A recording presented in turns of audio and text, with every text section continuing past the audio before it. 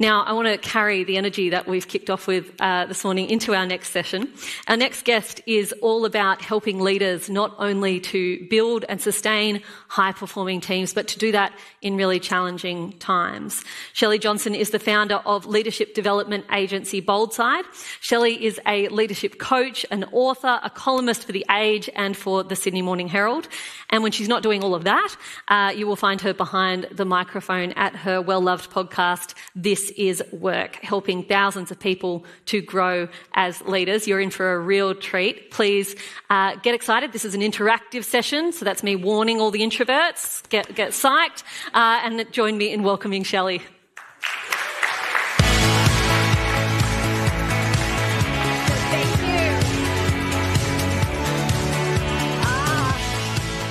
Thank you, Jamila. So good to be hanging out with you. And I think we're going to get the lights up for this session so I can see your beautiful faces. And to all the people online, welcome. I'm looking up there to the light, but then I just realised I think they're there. But look, I'll just look at that light really brightly. Hey, my name is Shell, and I'm going to make one assumption here. And that assumption is that this is a safe space. This is a space with it's just a few of us, just 200 people here and 1,000 people online. It's safe. And so I'm going to tell you one thing. I was in an exec meeting a few years back, and the CEO kicked off this meeting and he said, Shell, I just need you to know all the employees here are lazy. And I was like, wow, tell me what you really think. And he led with that. Great lead for any conversation. And then the conversation started to just kind of go down this rabbit hole of all the underperformance issues this team was experiencing. Underperformance was everywhere. No one has any energy. No one has any drive. No one cares. No one wants to work hard anymore. And I remember just thinking in that moment, I'm like, okay, what else is happening here? You know those meetings where you just vibe? You're like, something else is going on. And they said as a group, their number one priority was to build a high-performance culture. That was their number one focus. And I remember thinking, okay, that's cool. We can get to building a high-performance culture. But I just felt there was something else happening in this team that wasn't maybe quite right. And so I asked them, hey, I can hear you want to get to this high-performance zone. We'll talk about what's happening out there in the organisation, but before we get to that, can we just focus in here? And so I asked them a question, and I like a good hard-hitting question. I said, how healthy do you feel like you are as an executive team? And it was complete silence. And not like the good silence, you know that good silence where people are like thinking and they're like actively like processing. It was kind of the silence where they're trying to find their nearest exit. Like they're trying to count the rows between them and the emergency exit. They're like, get me the heck out of here. But my background's HR. Are there any people and culture people in the room? Just wave at me. Oh my gosh, there's so many of us. And online, I keep looking up there, online. I know there's a lot of people and culture team members here. My love language is awkward silence. Like I'm like into it. And I know all of the people and culture people are like, this is where we do our best work. Like, let me in. I'm here now. I'm going to shine. And I just remember saying, I'm like, hey, I can feel the tension. That's okay. We're just going to sit in it. And I'll just wait till someone speaks up. Like permission to be okay with the awkwardness. That's fine. And it actually went on for a little bit longer than I would have liked. But eventually we got there and some really brave executive jumped in and she said, hey, I'm just going to be really vulnerable in this moment. I feel like none of us trust each other. And if we don't sort that, we really can't get to building this high-performing team out there. And I remember thinking in that moment, we can work with this. It's really interesting. We all want to build a high-performing team. Like no one wakes up in the morning and they're like, you know what? I just want to be mediocre. Like I really want to be part of a mediocre average team that just does the bare minimum. I don't think people wake up with that. We want to build a high-performing team. That's what we go for. I think, though, the common trap is in this equation is that we hyperfixate on this word high performance. We hyperfixate on it and we forget that before you can have high performance, you must have cultural health. Like, even the word, I'm like, high performance, like winning, like lock in, versus like health. Like the energy that I would say, like when I say health, like it's like, I'm like, health, but you know what? That is the foundation of every high-performing team who has sustained that in the long term, is they have this foundation of health. And that is why the work that Sonder is doing is so, so important. So that is why we're going to get to how you build a high-performing team today, but we are going to start here with how healthy is your team culture right now. And we love hard-hitting questions, so we're going to have a bunch of them, if that's okay. And I'm glad Jamila said to all the introverts, I would consider myself a loud introvert. And so I'm going to ask you to step into the discomfort of having some conversations. Now, there are so many smart people in this room and online. If you're online, I know it's a conversation with yourself, but a great one. You're like, I'm all about that. We were talking, Steve and I were talking before this about, sometimes you've got to do a little pep talk, which is what I do before any of these. I want you to have a moment with the people you're sitting with. It's a great chance to connect with some amazing people across industries. I'm going to ask you some hard-hitting questions as we go. And we're going to start on this thing of culture. And for me, I often ask, what the heck is culture? What is it? And if I was to design a visual of what I think culture looks like, this would be it. And by the way, I did draw that in Canva. It took me a little while. If anyone wants to talk to me about my artistic skills, come see me later. And do you remember actually those books? They were like the illusion books. Does anyone remember them when you open them up and they would have this picture and you had to squint? And if you squinted really hard, you could see an image would emerge. That's what I think with culture. It's like squint really hard and you'll see it. But then it disappears. If you turn away for a second, it's gone. Just blink and you'll miss it. It's kind of like there's a little, if you do squint hard, there's a little culture thing listed up there for the few who might like to do that while I'm rabbiting on. Okay, so here's what I want to know.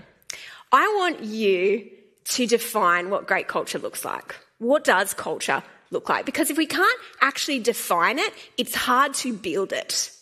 So we're going to start here. What is your best definition of culture? And this is how this is going to work.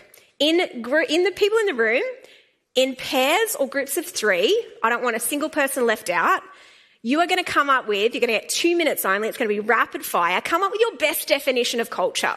No Google or ChatGPT. And for our people online, you're going to do this independently, but just know I have a ChatGPT, sixth sense, and I can feel an M dash from hundreds of kilometres. So I will sense it. I'm going to give you 2 minutes here. Someone grab your little notebook in your tote bag, write down your definition. I think there's a right answer, which, we can debate that out later. Your time starts now, 2 minutes, come up with your best definition.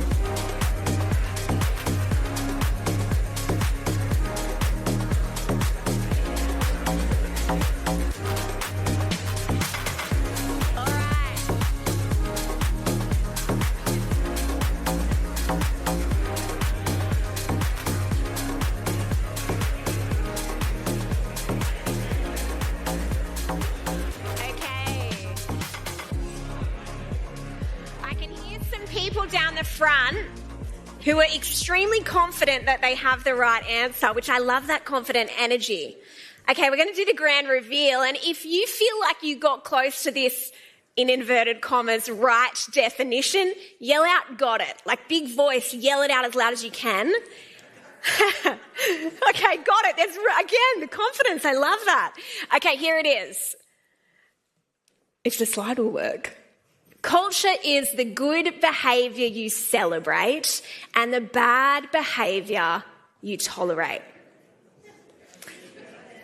Oh, wait, so, got it? No, there's a bit, way off. You know what? I love the vulnerability of that as well. Culture is the good behaviour you celebrate and the bad behaviour you tolerate.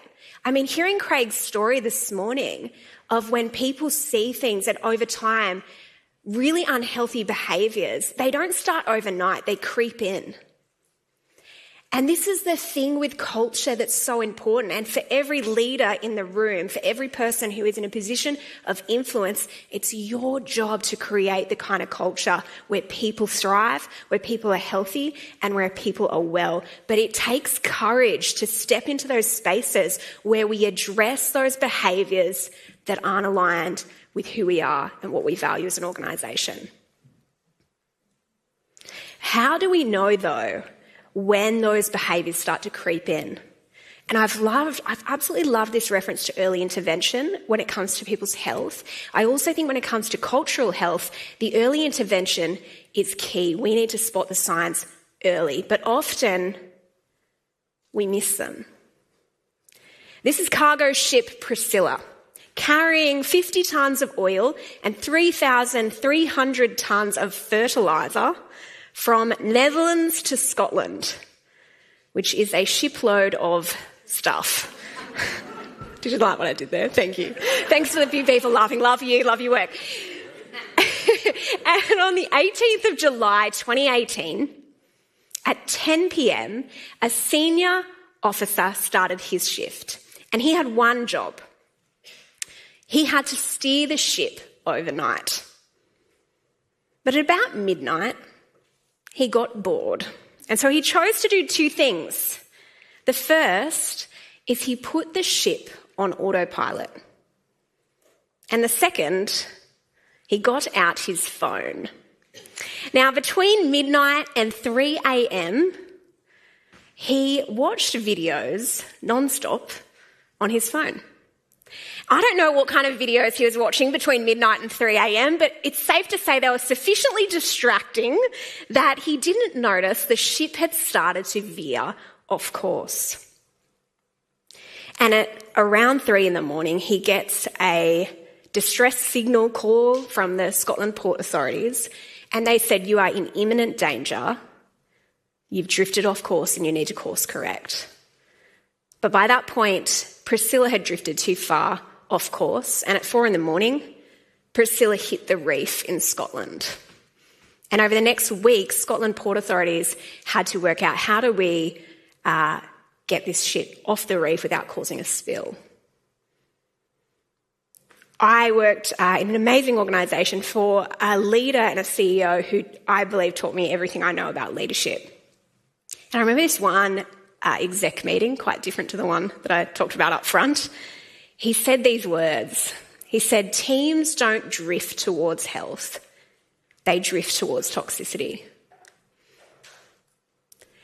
And I think so often we can be like that officer. We put our culture on autopilot. We get distracted by all the noise, all the priorities, all the big strategic goals, and we just go, you know what, that'll take care of itself. But what do we know about culture is that it doesn't take care of itself. It needs continual attention and focus and drive and ownership from every single leader across the organisation. And it's our job to look at this and go, okay, how do we control the drift? Just like in our personal lives, we're not just leaning towards health. It takes discipline to build a healthy lifestyle, just like it takes discipline to build a healthy team culture. I think for a lot of us, we can see the red flags when culture's bad. We've all worked in toxic environments.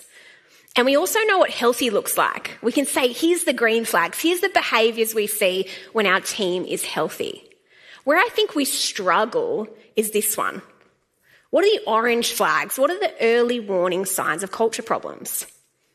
And we at Boldside would call this the drift zone.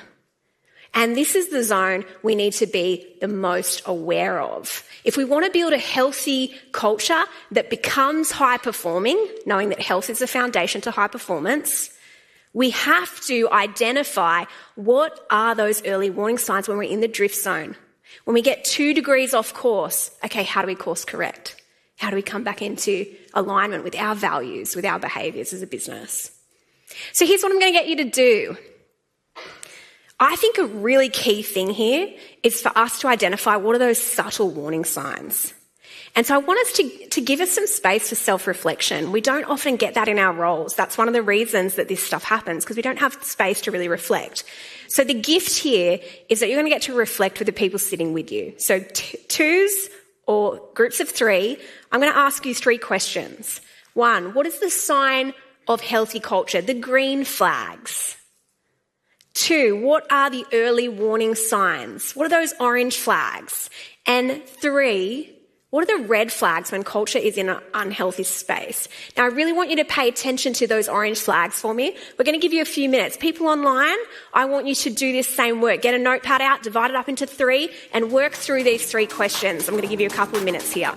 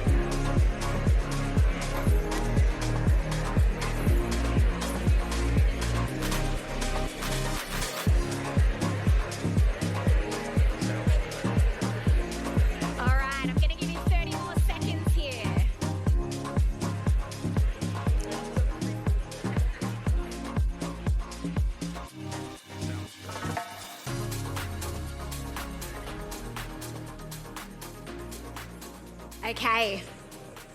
As we go through these next steps, I would love for you to keep those orange flags in your mind. So keep them in your mind as we progress, because one of the things we need to do when we go back from today's session is I want you to think about, okay, cool, how do I course correct? What action do I need to take? Let's talk about the 3 traits of healthy, high-performing teams. And what I want you to do is grab your notepads out if you don't have them out already. I'm going to do a little bit of drawing. And again, I showed you my artistic capability. It's very low, but we're going to go there anyway. So grab your notepad out for me, and you're going to draw me a triangle.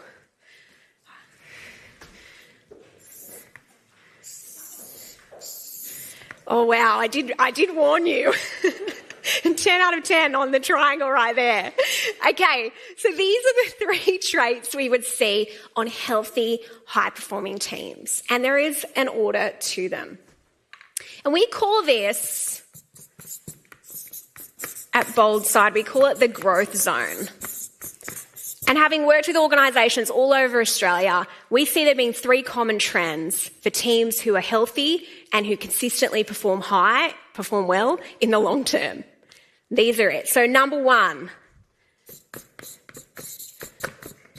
high trust.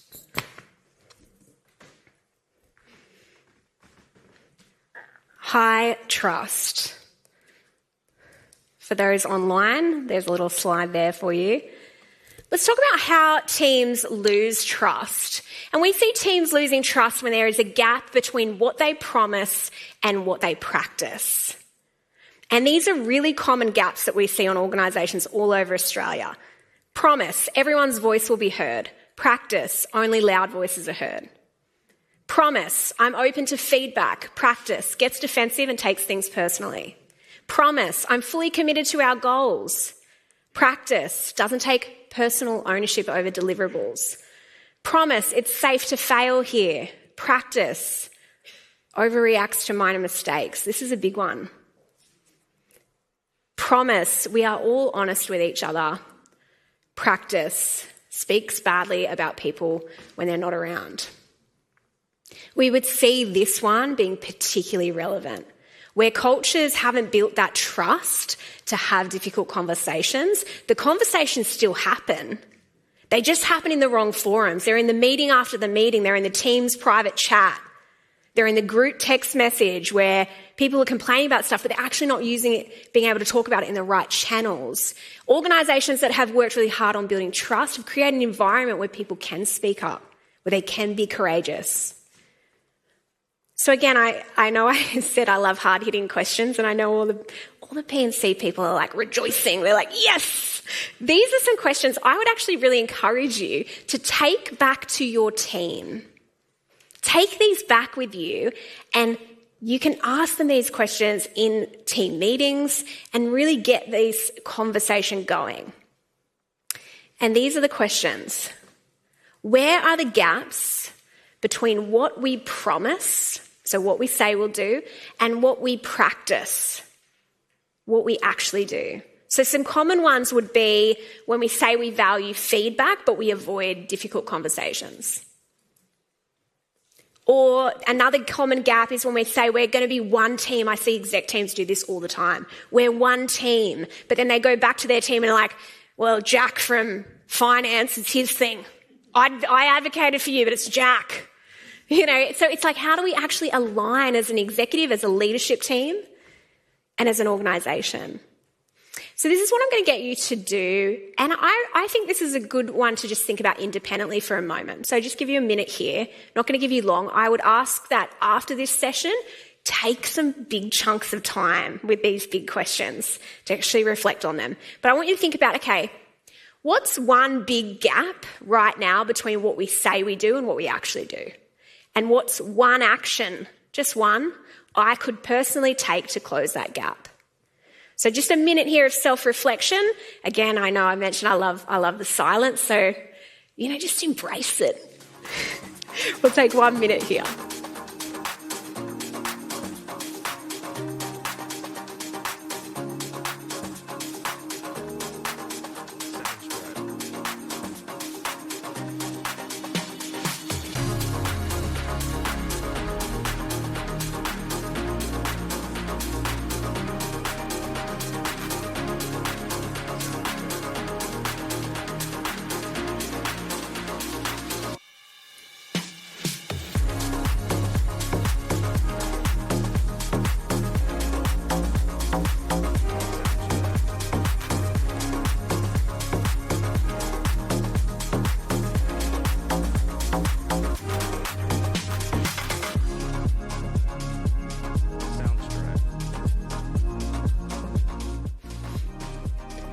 What I'd love you to do with the person maybe next to you is just talk about what's one action you feel like you need to commit to based on that insight into those gaps.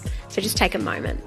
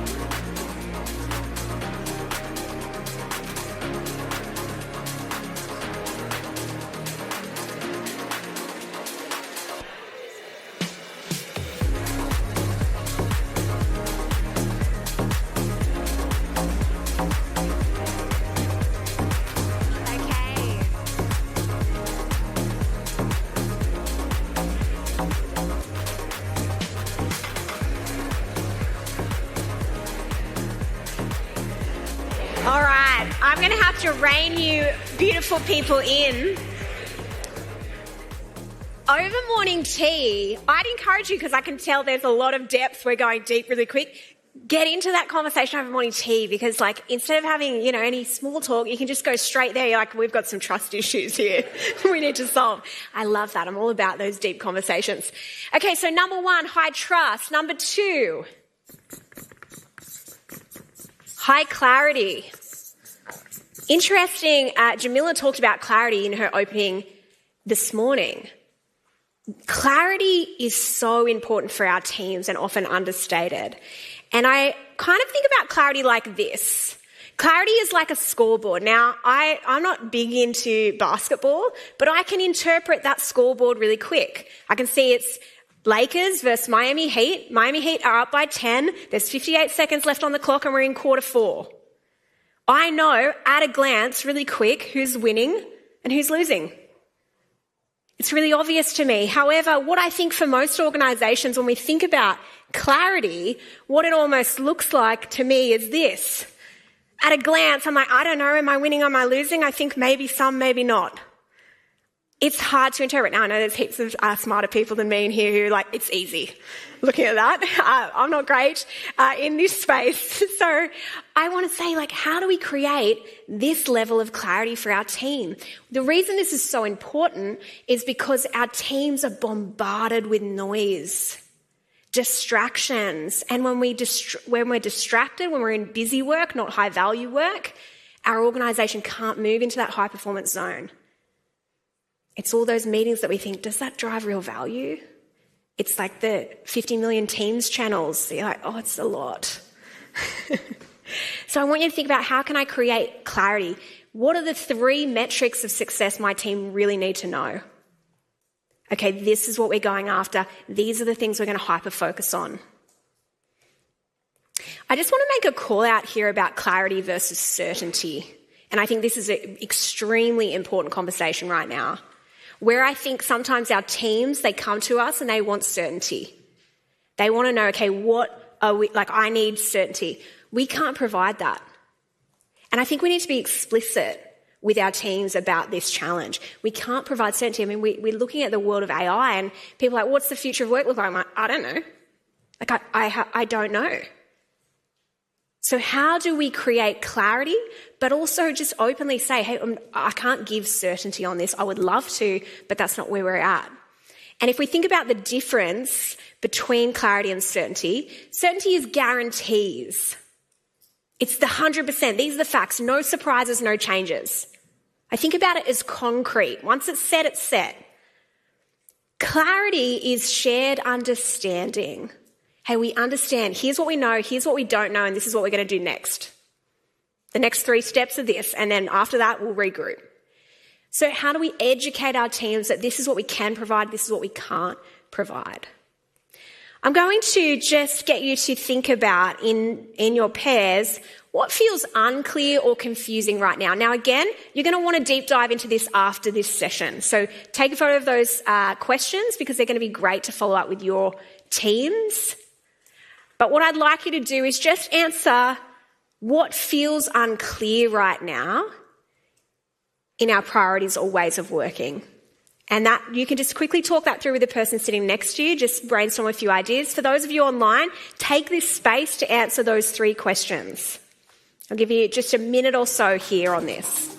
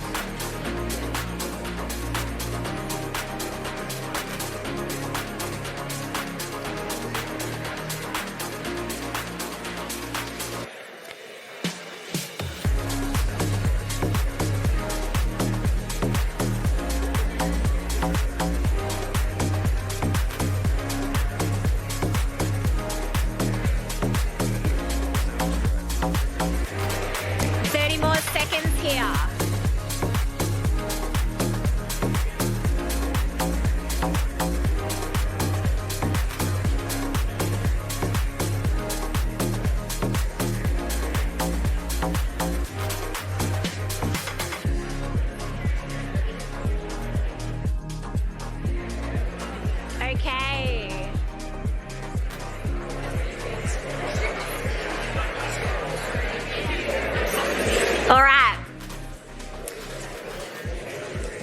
Grab your little triangle out again. Our final area, number 3, is high expectations. Teams who are in the growth zone, who are healthy, who thrive, who do their best work, they have these 3 qualities: high trust, high clarity, and high expectations. And this methodology is called explicit instruction. And it follows 3 basic principles. Number 1, clear instruction. So the step-by-step breakdown of what's involved. Number 2, check for understanding. So teachers, when they're using this methodology, get kids to repeat back to them what they've understood of the instruction in their own words. Now, if a kid says something back to the teacher that's not quite right, that's not on the kid. The teacher then goes, okay, cool. How do I change my approach to communicate in a way that resonates with this young person? And then the last one, and I think the last one's one of the most important: have high expectations. And instead of having, oh, it is what it is, it's just this location in the community, it's actually, these kids have so much potential. How can we help them unlock that? And the principal said these words: we have high expectations because we place more weight on a child's ability to learn than on their natural talent. Every kid can be a high achiever. And I always feel the weight of those words every time I tell this story, because I think as a parent with 2 little kids, that's the kind of school I want my kids to be in. That's the kind of teacher I want my kids to have in their world. And in the same way, your leaders in your organisation can be that for their teams. And this to me is the power of these 3 things: high trust, high clarity. This is our new methodology, explicit instruction. We're going after it. We're going to train every single person how to use it. We're going to be really disciplined in our change management of that. And then have high expectations, knowing those kids can rise to the beautiful challenge. I look at this methodology and I originally thought, well, that's cool for kids, little kids, they're 8-year-olds. How does this apply? And surely this doesn't apply to adults. We're way more complex. Well, it turns out maybe not. Paul Whiteley, Thomas Sy, and Shelley Johnson conducted a meta-analysis of 2,800 employees and their managers because they wanted to understand the impact of high expectations on performance outcomes. And what they found was that employees who worked for a manager that did 2 things, had positive interactions and high expectations, saw a 30 to 35% uptick in their performance within 12 months. And the really interesting finding about their research was that employees who sat in the middle of the range, so for all of us who know the performance ratings, meets expectations. That would be the category. Number 3, that category of meets expectations. That cohort were the ones most significantly impacted. What they found is that group moved from the 50th percentile to the 85th percentile, being in the top 20% of performers in the organisation when they worked for a leader who had positive interactions and high expectations. I love thinking about the impact of great leaders. We all talk about the impact of not so great leaders. We've all worked for them. But oh my goodness, the lifelong impact of working for one of these managers is, you can't describe how far that impact goes. My final question for you is this, and again, this is probably really hard hitting. Where might we be unintentionally lowering the bar or standards, and at what cost? It is what it is. That's just Jack. Whatever the version is for you, and what expectations need to be raised. Now keep in mind, they need to be raised in accordance with these things being right. Trust, clarity come first, and then, okay, how do we help people knowing they can rise to this? So what I'm going to get you to do is think here and talk to that person next to you. What do you need to do? What action do you need to take? And I don't want you to miss this moment because I think this is really profound. So take a second here, think about this question, and then share one action you need to take to lift those expectations.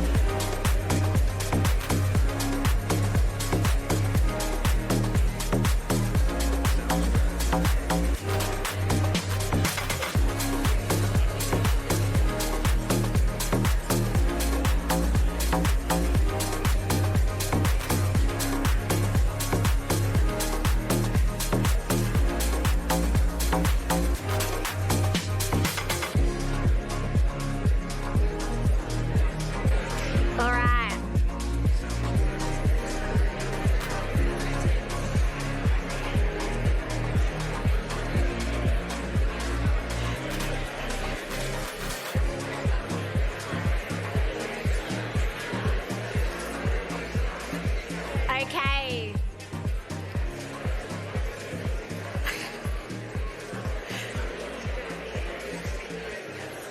I am so sorry. I feel awful wrapping up people's beautiful conversations. It's like definitely something you are going to need to continue. I can see there's a lot of great discussions going on.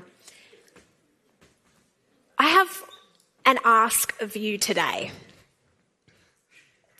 Usually what we see with teams is that they have two areas that they do pretty well, and one area that they actually think, you know what, that's our pain point. My request of each of you and each of you listening online is that from today's session, you take action on that one area. It might be being brave like that person in that exec meeting up front that said, you know what, we have trust issues, we've got to address them. It might be that you need to create your own scoreboard for your team with this is what the 3 things we're hyper-focusing on. Or it might be that you have to reset and raise some of the expectations. My ask of you is that from this session, you take action on that, knowing that before we have high-performing teams, it starts with health. And so I want you to think about, how healthy are we? How's our foundation? And then let's get these 3 things right in order to build organisations that thrive, that do their best work, and that have an impact on their community. Thank you so much.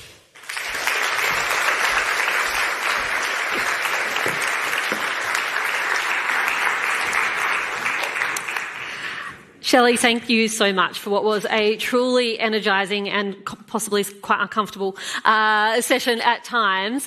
Folks, I feel like she deserves a second round of applause. I've taken notes all over these cards.